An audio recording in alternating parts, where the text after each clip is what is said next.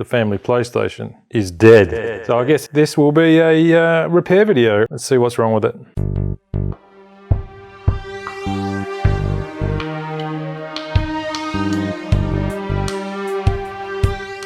Couldn't even tell you what gen PS4 this is because there was a few releases, I believe. But we'll flip it over and we'll have a look at the part number. So this model, for everyone playing at home, is a model CUH-1202B, just in case you're interested. After you remove a sticker that you're not supposed to remove, there should be a screw visible and this bottom plate comes off. I know the top of the side panel comes off by sliding it out, and that gets us access to the hard drive. But we want the bottom off. Pretty sure that's where the PSU is, the power supply unit. That's where we're going to start from our problem solving point of view. Okay, let's try and struggle and get this bottom plate off. I'm not entirely sure what's the most effective way for it to come off. I can't believe I can't get this off. Why? Why are you not calm? I don't want to break it either.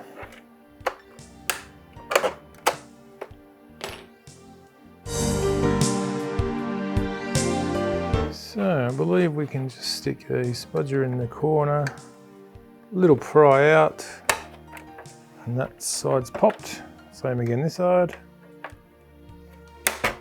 Yay! The bottom comes off. Wow, filthy. It's full of dust. Look at that fan. I mean, I've seen worse. Here's what it is. Okay, so we see this portion of the internals. This is the separate PSU power supply unit, which we're going to be looking at today, just to make sure that either the fault doesn't lie with in here. So the actual fault, probably didn't explain earlier, it does not power up. So I'm led to believe it will be a power supply fault. So what we'll do, unplug this little 4-wire connector here, and then I think with any luck, use the back of this spudger, we can just lift it out. It comes out as a complete separate unit. Look at that. Smell test. Smells perfectly normal. Doesn't smell burnt out. All right, we'll pop this to the side for now and we'll concentrate on this piece. So, no signs of water damage, just dust. But this looks pretty clean. Okay, there's two halves to this clamshell. I don't think there's any screws from what I can tell. Maybe one in the middle, but it doesn't seem to be there. It's not, definitely not in situ at the moment. So this power supply is the ADP-200ER, if anyone is wondering. And it says DC output of 4.8 volt at 1.5 amps and 12 volt output at 16 amps. Let's see if we can get in this thing. Seems to be a clip on this end. Clips. That wasn't too hard. All right, let's have a look around here. I don't want to stick any fingers in. What we'll do first is make sure we haven't got voltage across the mains cap, and that's normally always this big one. So we'll check that first and see how we're traveling there. Oh, it's completely, yep, not registering at all. Okay, so we want to check, first off, we want to check fuses, continuity mode.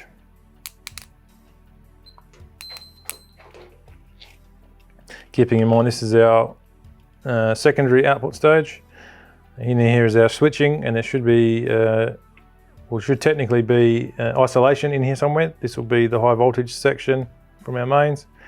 So what we're going to do is just run a probe across.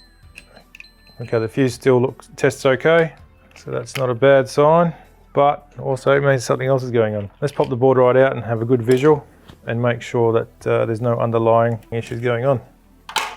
It does seem like some water damage. Where's my spudger? It does see some water damage here. You see that? Bare copper traces where the solder mask has come off or come away. But apart from that, okay, we'll probe around some MOSFETs and make sure they're not shorted. So we've got some here. These look good. What about these diodes? A couple of more FETs here.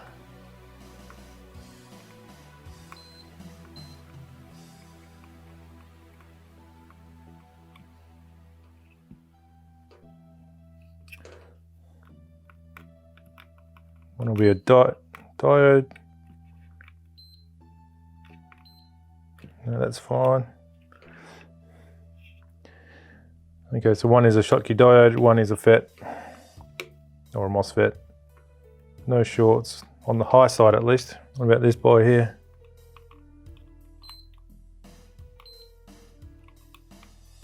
No, a bit of resistance in line giving us a false positive, but that's not shorted. I think there might be a broken trace. Bit of corrosion around there. I might have to throw that under the, I don't know what's going on there. I might throw that under the microscope and have a closer look at those traces. All right, we'll check the high side, low side connections. Switches, a couple of bits and pieces going. This is another diode. That one's okay. Short one way, not the other. Okay, that seems to be all right.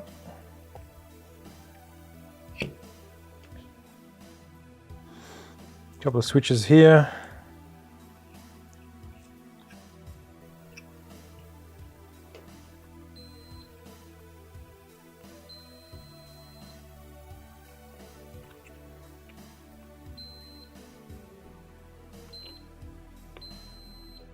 No, happy with that.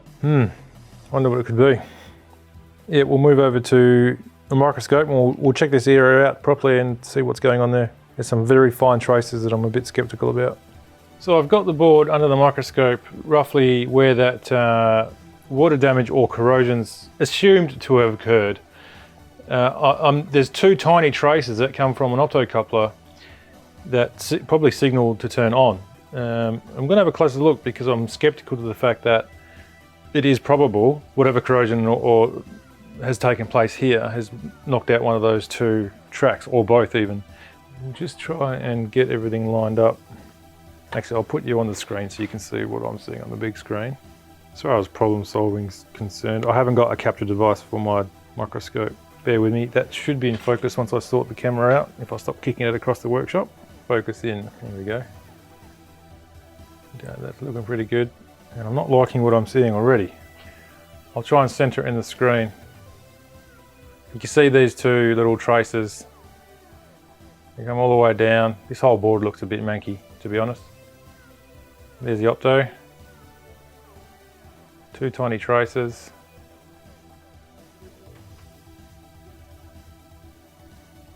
And then we start getting into that territory where it looks to be corrosion. Okay, the bottom trace deviates about, below that 1K resistor there, the 102, and into a tranny.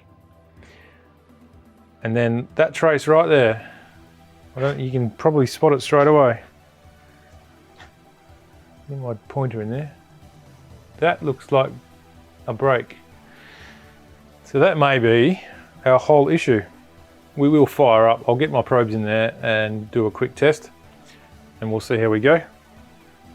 Okay, we're in continuity mode. So what I want to do is just try and touch either side.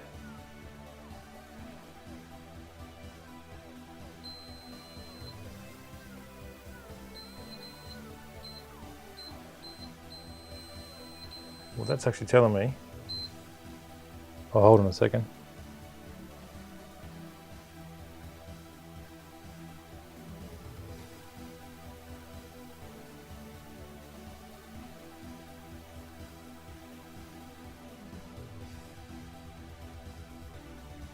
No, that trace is still good.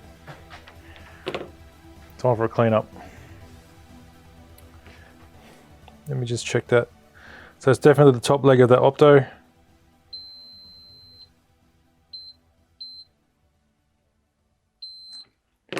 Let's move further on down.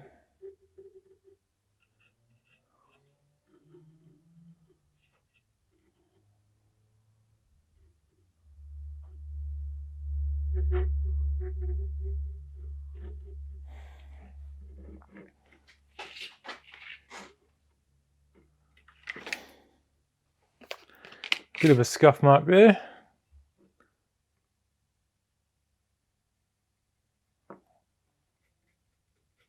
Nothing too bad though. Keep moving on down.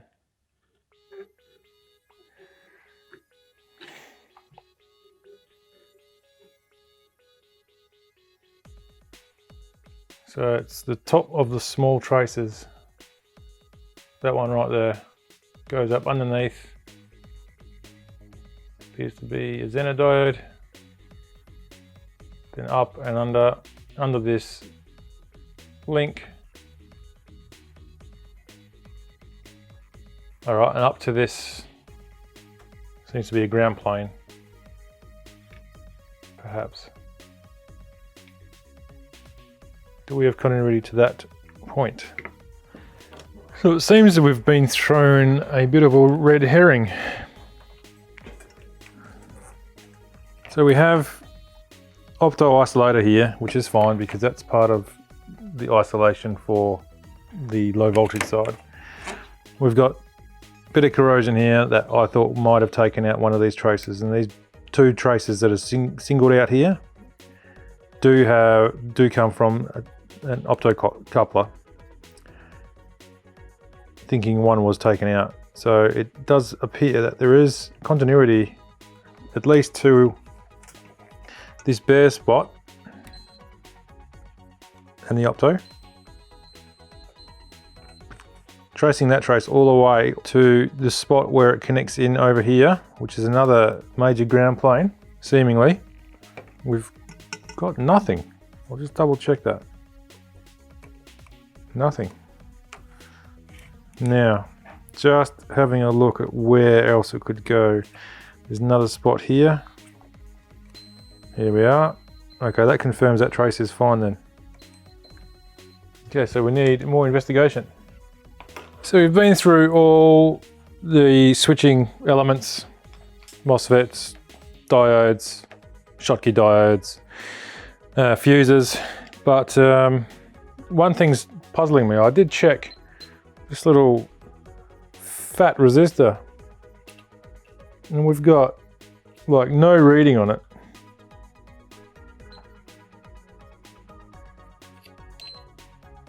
And it's basically saying it's open.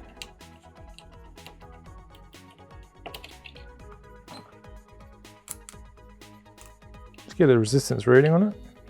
Okay, that's weird. It's saying it's like megohms, 1.8 megohm. I don't even see that. That's all over the shop. Yeah, nothing. That's a weird reading. 13 meg, something's not right. So this guy needs to be swapped out. Well, I've got nothing to lose, everything to gain. Make the kids happy again at least anyway. Then I might be able to convince them to join the PC Master Race because that's where it's at, not this game console rubbish. Okay, so I'm not entirely convinced why that is such a large resistor unless it provides all the logic circuit on the detection side for the low voltage side. And it does act like a fuse in the event of a problem arising. I mean, this does certainly seen some sort of moisture ingress while the traces are still intact. Can't explain it. Apart from that, the board looks okay. There's no burn spots. The inside of the case, I'll just grab that.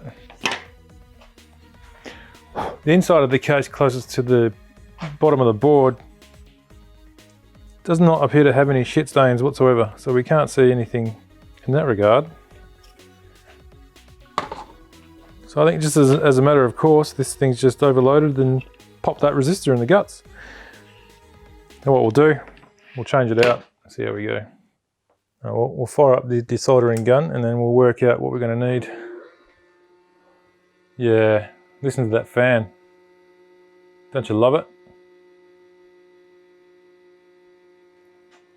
Give that a bit of a love tap, I think. Ah, bit better, bit better. There we go.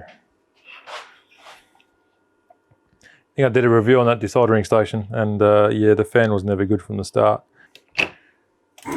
But saying that, it's still going strong. From a desoldering point of view, at least anyway. Okay, we'll wait for that to warm up and we'll be right back. So I don't have the same sort of, you can see that I don't have the same sort of resistor on hand in stock. So what I want to do is put something close. So it's it's a 16 ohm resistor. I've got 15s in these quarter watts, but I'm not comfortable with putting a quarter watt resistor in there because it's obviously a high wattage resistor due to its size for a reason. What I might do is put a couple of 33 ohm resistors in parallel, which in that sense will get me close enough to 16 ohms, but at least I'll get half a watt worth of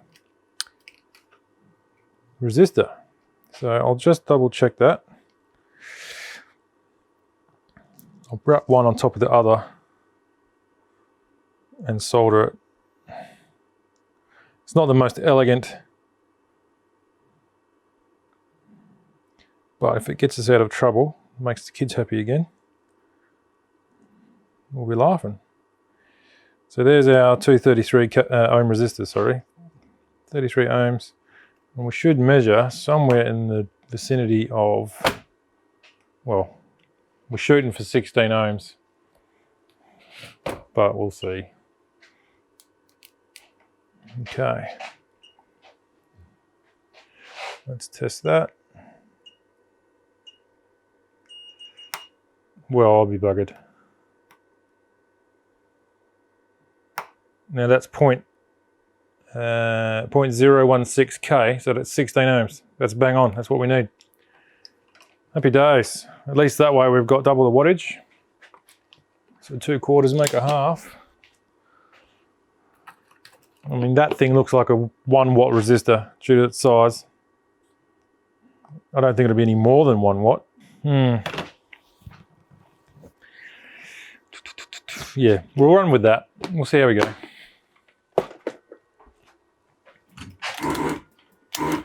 Yeah, trusty. What I might do is just give it a bit of solder and a bit of flux, I think. Let's make it nice and happy.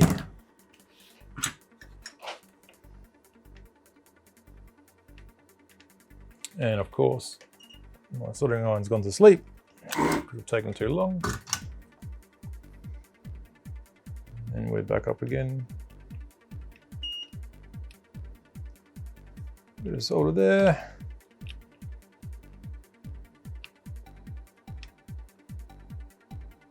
Certainly not buying another console. Definitely going to push the kids to look at getting PCs. Consoles.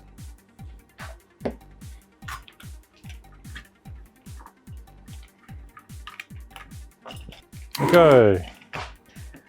Desoldering again.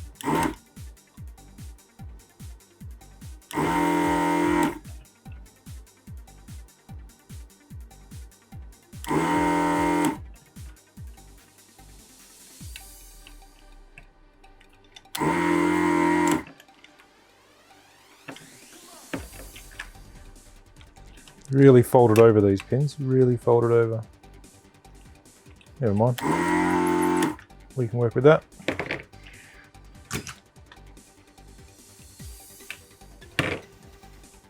There's not much to it. Like, you'd feel some sort of density to it, a bit of mass, but I don't know. Is what it is, I guess. What I'm gonna do is cut these 2 legs off.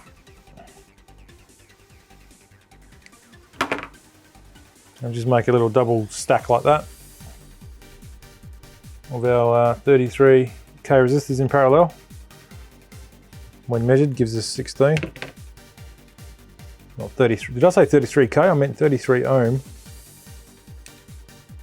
Double stack sits in like that. Give it a bit of a splay.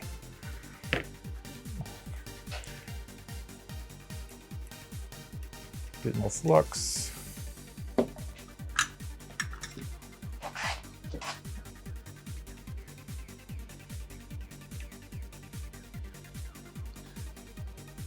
I'm fairly confident that this fix is going to do it for us.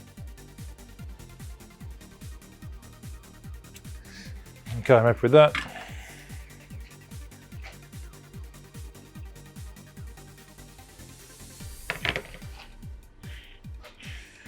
We'll cut those legs off.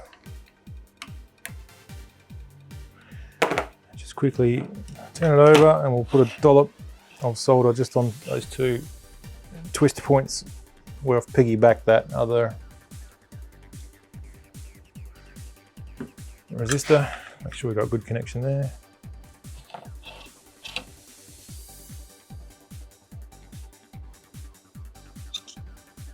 One,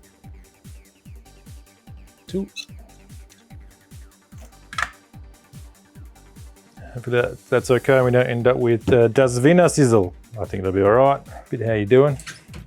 That'll do. It works out well. Work out even better if it works. Okay, we'll go back over to the assembly bench and we'll put it back together and we'll give it a quick test and see what happens. Okay, we're back over at the bench. First things first, I guess, is to reassemble the power supply in its own little case.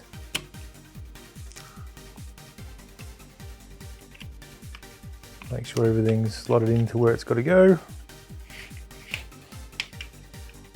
It's pretty straightforward really, just drops right in. And then our top case over the top. Just making sure we've got our clips all aligned. And we'll just go around the perimeter gently, clipping them all back into place.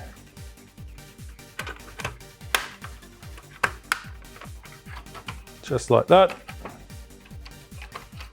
Can't get much easier than that really. Bring our PS back. I'm not going to bother cleaning it just yet because this might not still work and there's not much point putting that time and effort into it if it's going to not do the business, nor not play the game. No pun intended.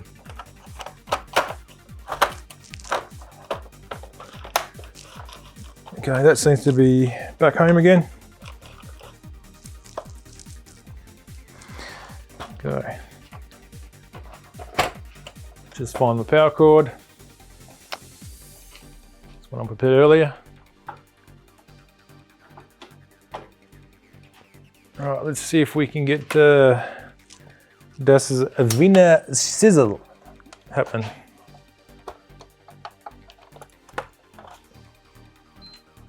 Well, we're back in business. We've got the blue light. It would appear we are back on. Well, there you go. Where's our eject button? No, it's on the, there it is. Nothing in it. Making all the right sounds. Well, there you have it. Got the white light, meaning it's on. I think we'll quickly plug it into a TV and we're good to go. If you enjoy my content and want to see more reviews, repairs, and general maker stuff, please consider subscribing and clicking that bell icon so you get notified when I upload new videos. Also consider following me on LBRY, otherwise known as Library, where you can find the exact same content while contributing to the channel. Thanks for watching.